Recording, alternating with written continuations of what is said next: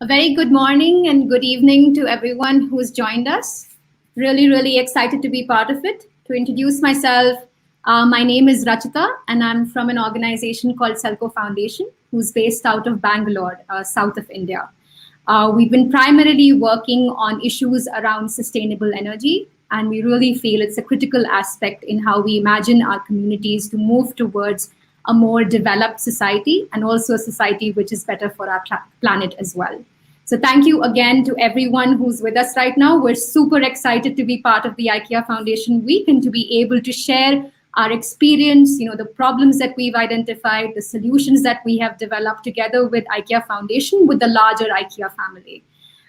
So we are also really excited today because, as you might have noticed already in the event description, that it's not just SELCO, but our extended family, which is the IKEA IWitness co-workers who have visited us the past few years, who will also be sharing their experience, in their own words. So we'll be meeting them in just a little bit. We have about 30 minutes here, and I hope you can stay with us till the end. And any questions at any point of time, please do put it in the comments or the chat box that you'll see on the side on whichever platform you're logging in from. We will try and take in as many questions as possible. Otherwise, we'll be happy to get back to you afterwards as well, post the event. So with that, I'll request Maxim to maybe pull up a few slides. So I'd just like everyone who's part of this audience right now to just think about what does energy exactly mean to us? Because I feel many a times we're not able to imagine that itself. Just think in terms of from morning till this moment right now. What are all the activities that you did and how was it connected to you being able to access energy? Here in Bangalore, it's quite warm and we have a fan on, we have air conditioning on. So just being able to feel comfortable is linked to energy. Of course, we're all talking through a platform, which is very much linked to energy as well. We talk on mobile phones, we cook food, we are doing a lot of activities, we're making coffee, we're washing clothes, we're heating water, everything is linked to energy. And that itself is a big challenge for many of the communities across the globe. If we go to the next slide, we'll be able to see just some data to give you an idea of what is the extent of this problem. One of the problem is that, while we talk about 1 billion people across the globe who do not have access to electricity at all, there are many more people who don't have access to energy when they need it. What does that mean? I need to go to the health center, and the doctor, he doesn't have access to electricity in the health center. We're not able to operate. We're not able to deliver vaccines right now during COVID because many of the last mile communities don't have energy right now. Similarly, if I have to do a lot of work, I'm a farmer, I need to irrigate my land. I don't have electricity when I need it. I have a customer waiting outside and I need to tailor and stitch a trouser and give it to this person. I don't have electricity right now. So it is a problem not just about people not having access to electricity, it's also the quality of electricity, which is a big gap right now. At SELCO, the way that we've identified the problem is also saying that where does this problem exist and who is facing this issue? And that is linked to people who are in lesser developed communities or lesser developed countries. So as you can see in the second point there, actually 95% of the people who have issues with electricity or energy access are also people who are living in lesser developed economies or are people who are living in poverty. If we go to the next slide, I'll just talk about a little bit about how do we understand SELCO Foundation's work there and our role there. We really feel energy is a driver for development.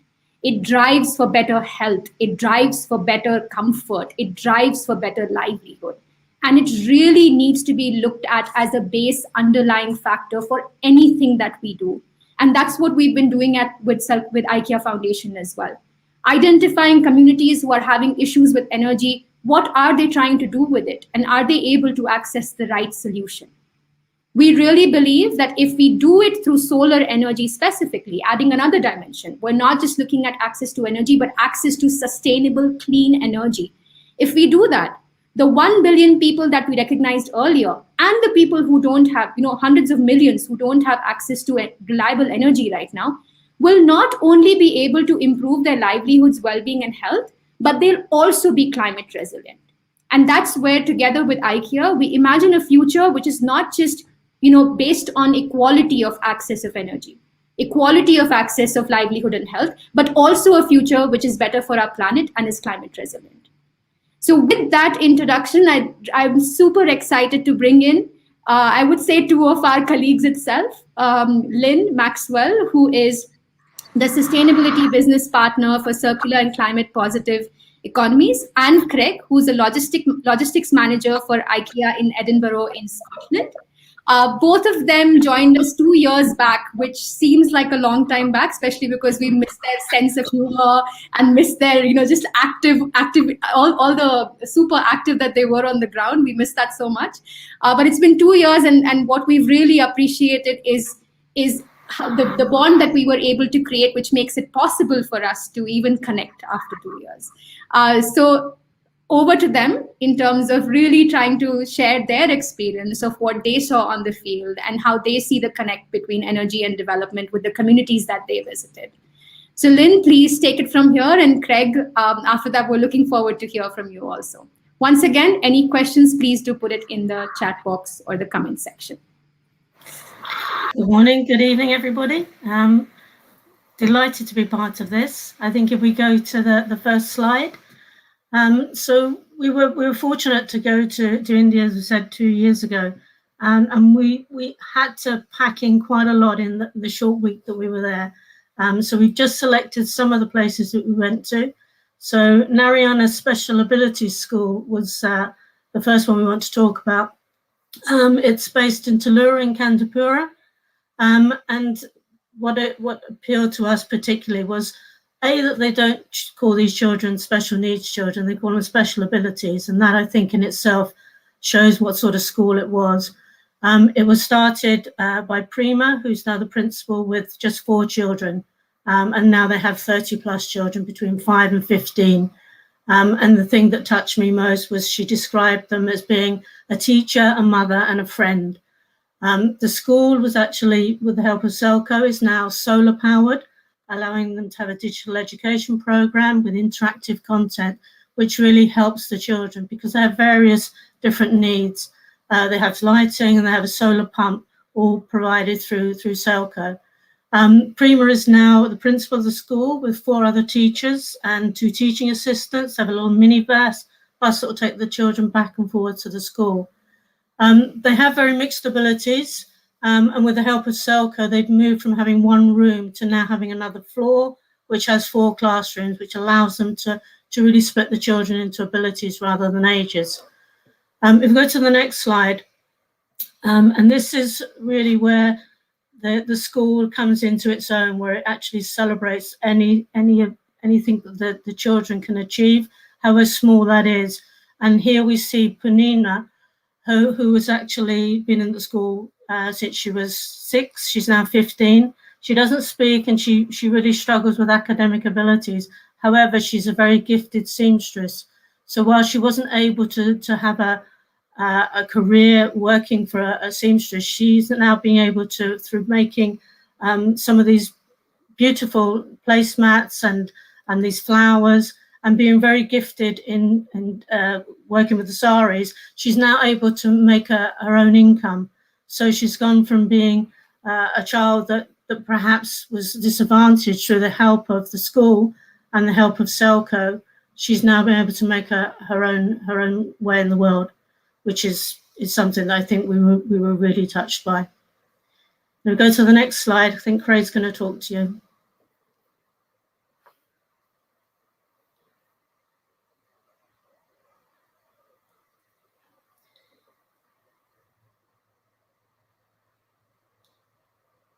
So Craig, you're going to talk about the Migrant Village. Hello everyone, I'm Craig and I was on the IKEA trip to India, and I guess this part was really quite, I found it very emotional. When I went over, my partner was pregnant, expecting her first child. So when we went into this village, it's a community that migrated from Havera. And they lived, as you can see in the pictures, it was along a bank at the side of the road. So the land was very narrow, and it was very steep slopes. So we talk about, like, say, children playing, etc. And in these pictures, you can see what a typical house occupied by a migrant was. It was made with a tarpaulin sheet. It was fitted on top of bamboo poles, which, as you can see from the picture in the bottom left, provided no ventilation or lighting. So I guess when we talk about being safe in our own homes and having the basics, then you relate to what you can see here, and it is very it's emotional to see. On our arrival at the village, if we go to the next slide, we were made to feel very welcome. We were entertained with music, with dancing, and at times it was very overwhelming to see this and to experience this with the rest of the migrants and the families. And then under this housing project, so SELCO Foundation, working alongside local government, there was 13 houses that had been handed over to the villagers. So if you look at from where it was taken from just a tarpaulin sheet, the houses consisted of a hall, a kitchen, a bathroom, without a toilet though, and then a sleeping area. And then also home lighting had also been financed. So you had lighting so that when it became dark, the children could revise or the family could spend time together. And I guess that's where the idea behind this all was to demonstrate how energy efficiency can play a role in housing and designing housing from scratch. And these new homes provided improved living conditions, ample amounts of light and ventilation. So we actually got to see inside one of the tarpaulin shelters opposed to one of the houses, and it was so different. You could just imagine, you could see the difference it made with the families spending time with each other, having somewhere to cook, in a safe environment where you had ventilation, so it wasn't that where it felt sticky, etc. And then while we were there, our role was actually to paint the houses. So we got involved with lots of families, lots of kids. The kids were all super happy for us to come along and start painting outside of the houses, different colours, to bring that up and to make a difference and to see a difference. And you can see us there on the bottom left and the bottom right. That was us painting the houses up a nice purple colour. And then it was the kids were really so fascinated with us and fascinated with where we came from and the questions we were getting asked. But it was just a great experience to have that conversation going on as well through interpreters. And I always remember there was a family of 5 I met, and they still had one of the shelters, and there was a little tot, must have only been maybe 6 months old, and I related to where I come from and what I have is materialistic, a house, a safe environment, heat, a cooking area, I can go for a shower, etc. And this family didn't have that, and it really was quite, I found that quite difficult. But then it was great to see the difference that SELCO Foundation and IKEA Foundation together managed to create a sustainable, positive change to all of these families, to give them a better every day. And that was something that I'll always take back with me. If we can go on to the next slide, which I think is the children. So the kids were just amazing. I think one of the biggest things with visiting was spending time with the kids. The kids didn't have anything. There was no electronics. There was no lots of toys, etc. But they were so happy. They were singing. They were dancing. They loved the fact that we had our mobile phones and they were wanting to take selfies and take videos. And I remember Ryan, who came for us with IKEA Foundation, had a camera, and every kid just wanted to have a shot of the camera. And I think that was something really powerful because the kids didn't have a lot, but were so happy and content with what they did have. And I think that was something that when I came home that I really tried to change, which we'll talk about in personal reflection. But it was great to see it working together.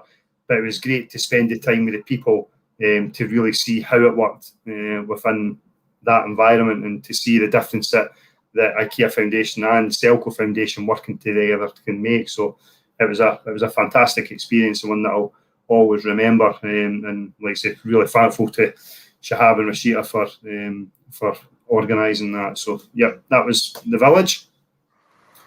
Back to Lynn. Yeah, I think if we go into personal reflections and go to the next slide, and these are the pictures that we'll share in terms of.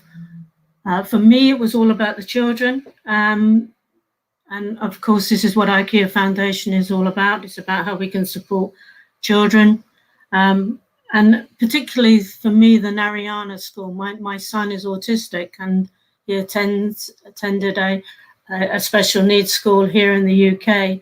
And I compare the Narayana school and all the things they didn't have to all the things that my son has in his needs school. And they were achieving as much, if not more, with what they had than my son actually achieved. But I think the thing that really struck me is when I came back was how much of a consumer I was, and how much my consumerism was unnecessary. And I made the decision when I came back that I wouldn't buy myself anything for a year, because I didn't need anything. I came into my house when I got back, and my wardrobe was full of clothes. My house was full of electrical appliances. And it really did come home to me, how my consumerism is affecting other places in the world.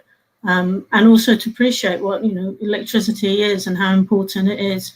The fact that I had a power cut the night before I was going to India, and I was panicking, and all I did was phone an electrician. An emergency electrician came out and fixed it.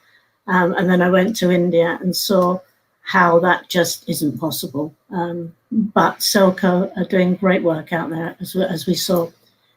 So yeah, that's my personal reflections. I'm sure Craig will probably echo those, particularly around the children. Yeah, totally. And I think, especially within my circumstance where I was expecting, this came at a perfect time in my life.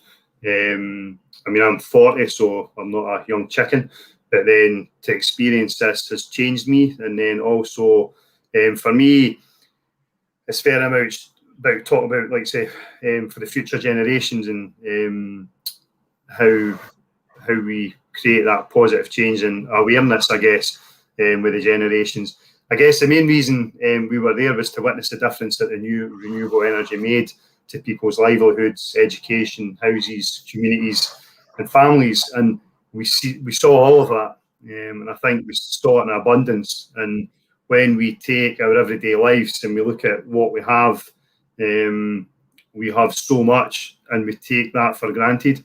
But actually, having less, I think, would fulfill us more. When we even just talk about communicating with each other.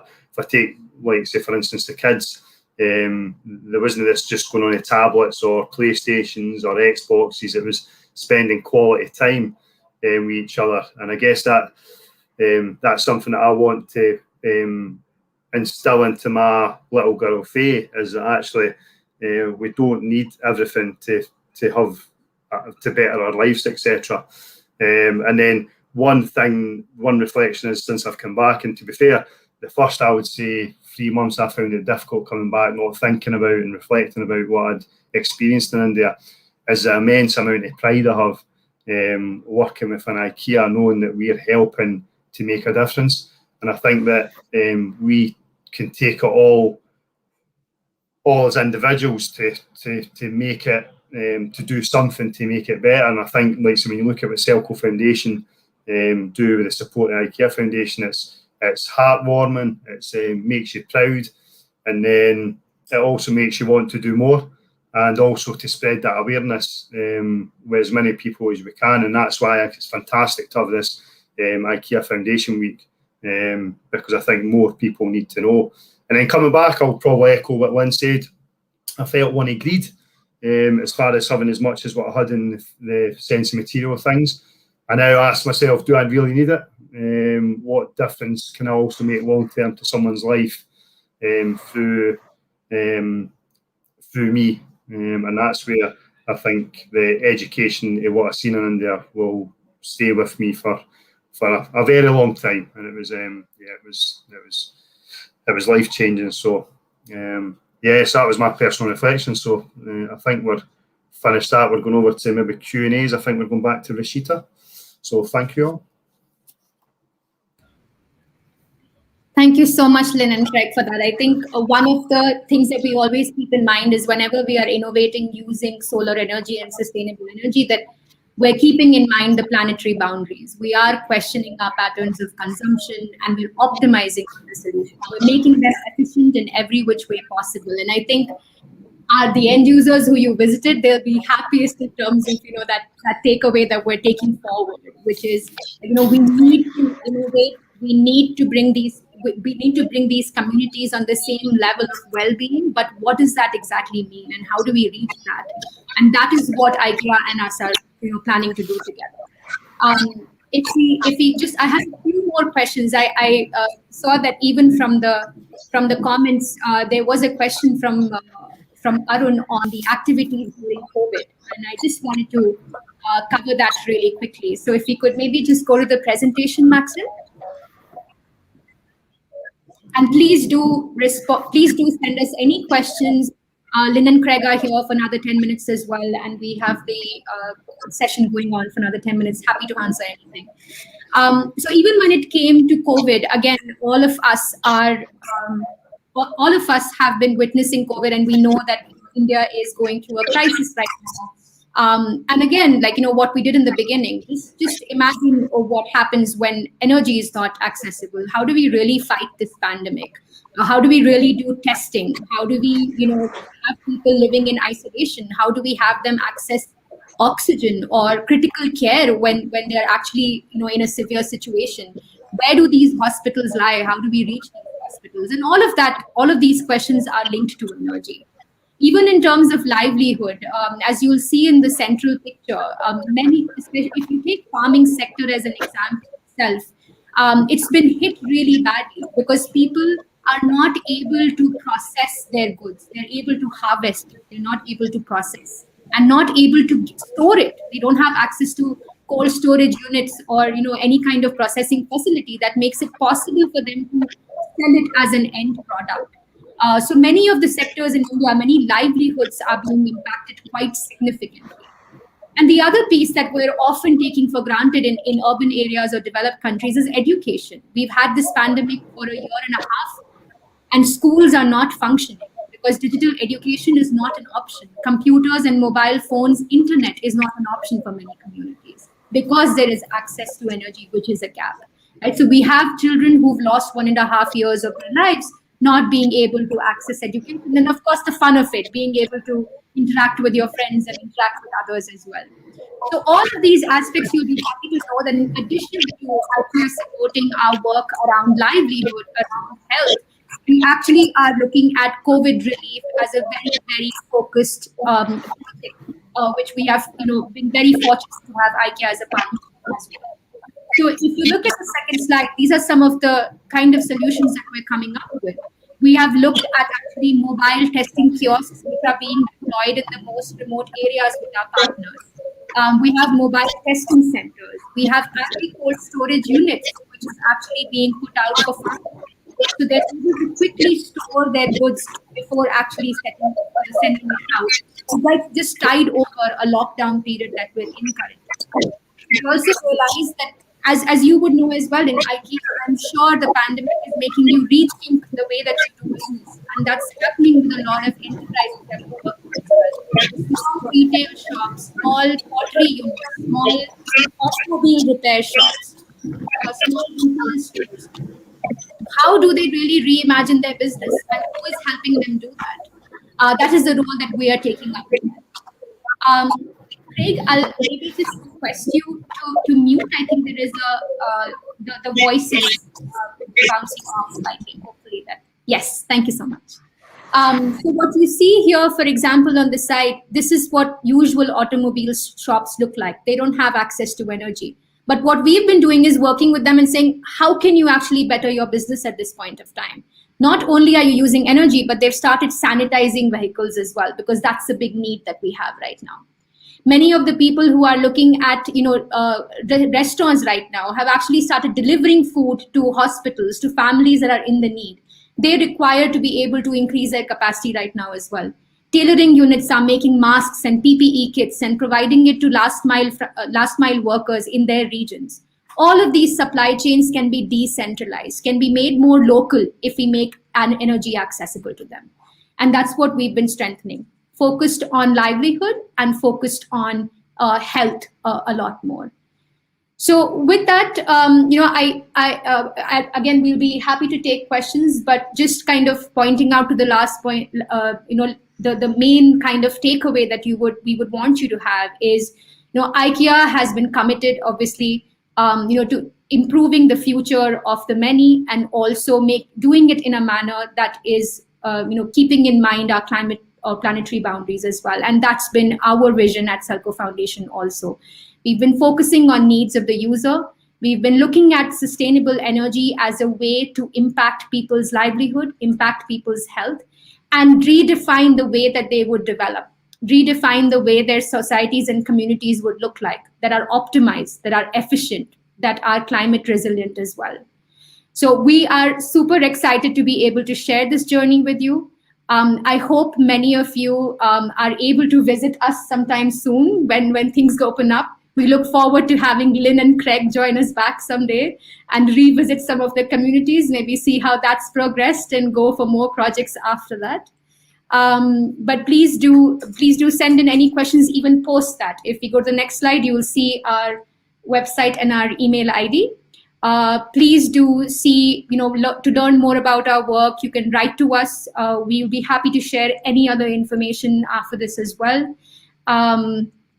Otherwise, I think we have just about 2 more minutes remaining. There was another question on Bihar. So just to give an idea to our audience on where does SELCO Foundation work. So as I said earlier, we are based out of Bangalore in India. That's the state of Karnataka, south of India.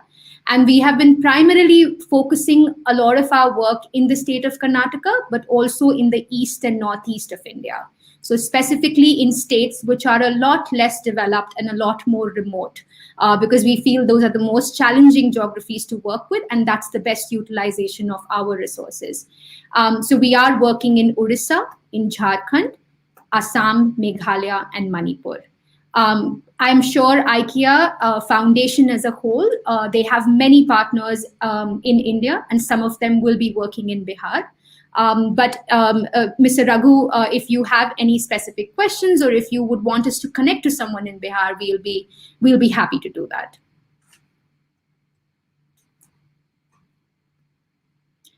So any other takeaways, Lynn and Craig? I know you shared a lot from your personal experience of what you saw here.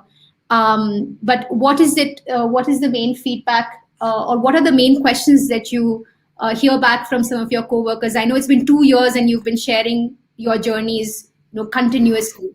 How has that experience been, and is it something that you would want to tell our coworkers here on how to apply for IWitness program, or how to go about it in the best way possible? Certainly, I think when we came back, we created a presentation and we took it to every single unit around the UK. I think there was only about 5 we couldn't get to when lockdown came about with COVID.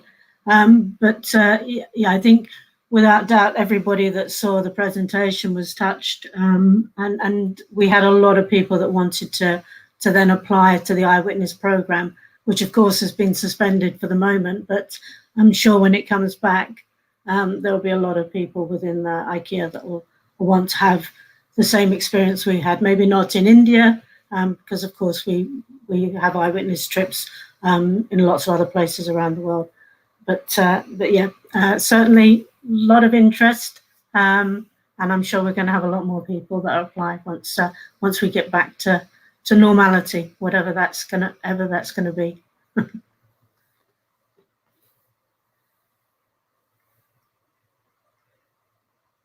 Sorry, I was on mute. But thanks so much, Lynn, for sharing that. And again, as I said,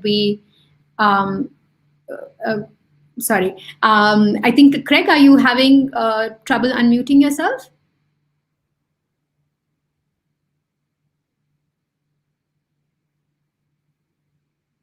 I don't know if you can hear me, so I'll just say probably key takeaways that the co-workers felt within the stores when we were presenting was, when we talk about renewable energy, everyone just thinks about lights or like solar panels, etc.